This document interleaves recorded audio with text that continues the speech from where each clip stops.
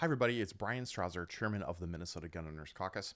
And today I would like to tell you about the new red flag gun confiscation coordinator the Minnesota Department of Public Safety has hired to oversee and educate law enforcement and county attorneys across the state about the Extreme Risk Protective Order or red flag order. Now, instead of hiring a criminal justice professional or an educator, what Commissioner Jacobson has done at the Department of Public Safety is hire Rachael Joseph.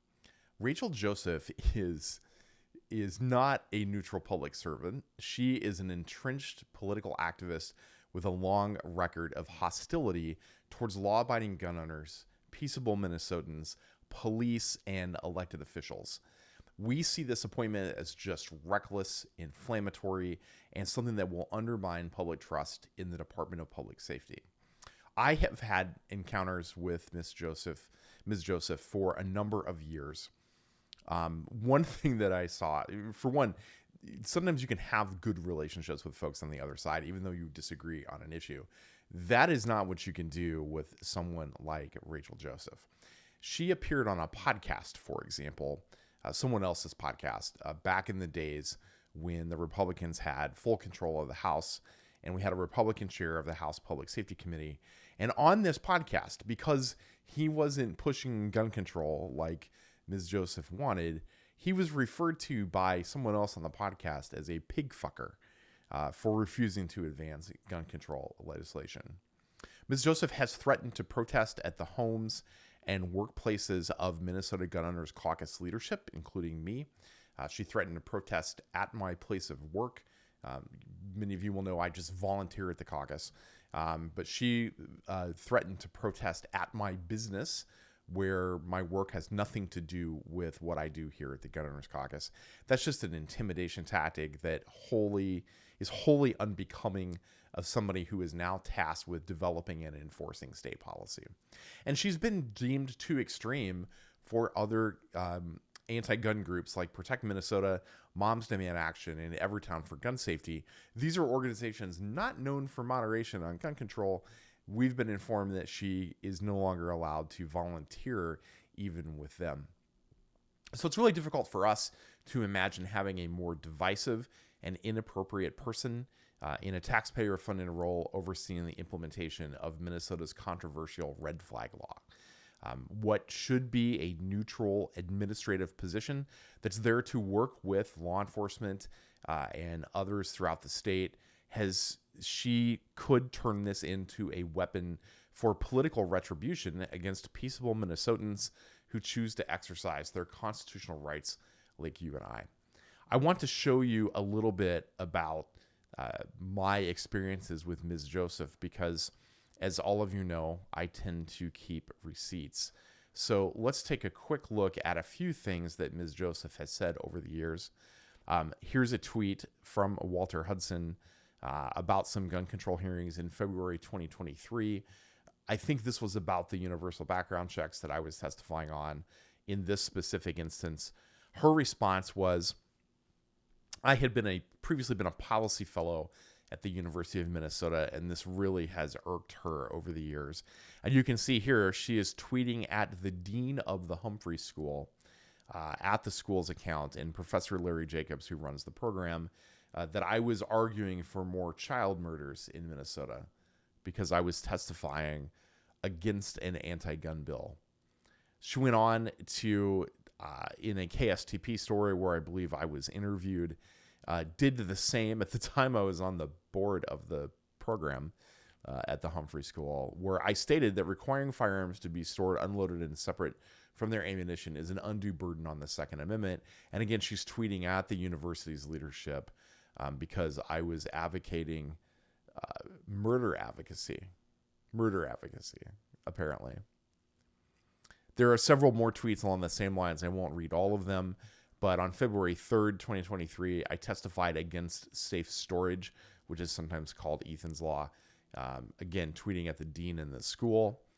Back in 2018, when we did a debate with a League of Women Voters in Dakota County, she did the same, again, tweeting at the university about how I had ruined the prestige of the program.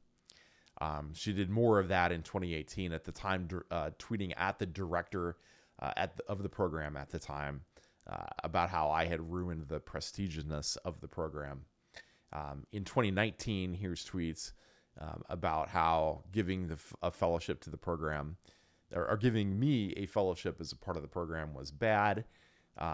Here tweeting at Senator Marty that I was a gun extremist on the board. And then again to the Citizens League and the Walker Arts Center about the same issue. How do you feel about giving a fellowship to a gun extremist who sued to allow guns at the state fair? Yeah, that was me. And then again in a state fair story, oh, hey, the Humphrey School graduated a gun extremist. His organization is now leading the charge to open carry at the state fair. We weren't leading the charge to open carry. We were leading the charge to carry at the state fair. Open carry is just part of that. My favorite was this tweet, which was completely wrong. May 25th, 2020, tweeting at a faculty member at the U. How do you feel about giving a policy fellowship to the men organizing the Liberate Minnesota armed protests against the stay-at-home order? That wasn't me. That wasn't our org. That wasn't Rob or anyone else. We weren't involved in that. And then again, when I was questioning someone on Twitter who was pushing universal background checks and red flag orders, she described me as trolling victims and survivors of gun violence because I was asking questions of policymakers. And then here on the universal background checks, I think this is farther back, 2019, so 4 years before it passed. Here's me testifying against criminal background checks or universal background checks, that I was arguing for abusive men to keep their guns. It's not what I was doing. I was arguing against background checks, universal background check law that we know doesn't stop criminals from obtaining firearms. Ms. Joseph has written a number of other things. We note that a lot of her articles and her past tweets are missing, so I would think that it looks likely that she has purged her timeline and some other publications. But my favorite are these three, which we provided in this letter to Commissioner Jacobson. One where she tweets, or posts rather, about how most people in the pro-gun movement are white supremacists. And then two articles questioning and challenging in a very inappropriate manner the Anoka County attorney who had written in against safe storage laws. And then one of many articles she's written over the years about police and being so critical of law enforcement and how racist police are. But yet now she's in a role where she has to work with the police. So that's a little bit about Ms. Joseph, just for background. Here's the action that we want you to take. Last week, we sent a letter to Commissioner Jacobson with all of this information, really questioning the hiring decision that the department has made. Today, I would like you to do two things. First, I would like you to sign a petition to have Ms. Joseph removed from her position.